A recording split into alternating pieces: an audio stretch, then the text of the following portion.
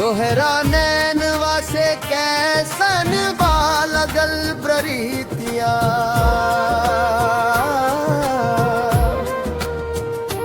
दिल के कोना कोना हो गईल गुलजार सजनिया।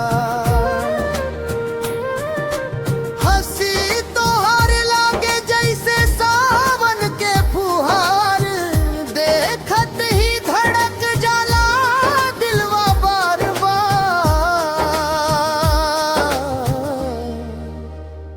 तोहरा नैनवा से कैसन बालगल हरीतिया,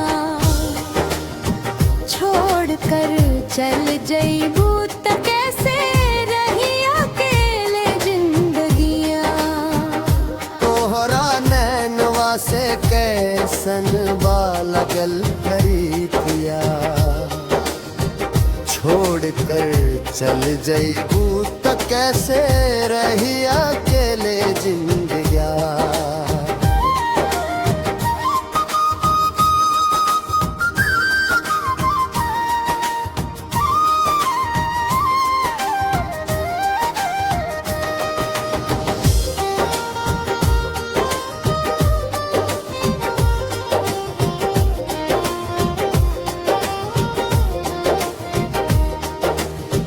रात भर नींद ना आवे बस तोहरे ख्याल, चांद भी फीका लागे जब ना देखूं तोहार गाल। ओ हाथ पकड़ के कहले रहनी, साथ निभाई उम्र भर। अब काहे तोड़ देलू सपना, कर देलू दिल बिखर। तोहरा नैनवा से कैसन बालगल हरीतिया, छोड़ कर चल जइबू त कैसे रही अकेले जिंदगिया। अंतरा फिर गईबू त कैसे रही अकेले जिंदगिया।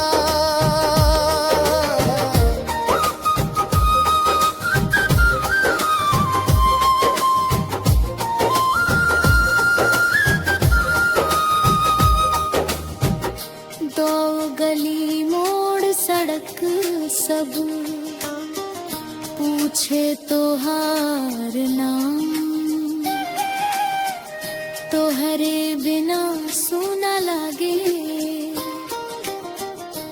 हर एक शाम। गलती अगर हमसे भइल हो, माफ कर दाए जान।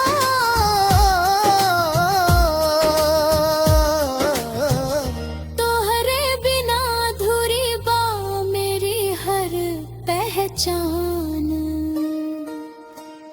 तोहरा नैनवा में बस गईल मेरी हर एक आस, छोड़ मत जाई हरतिया, टूट जाई हमारे सांस।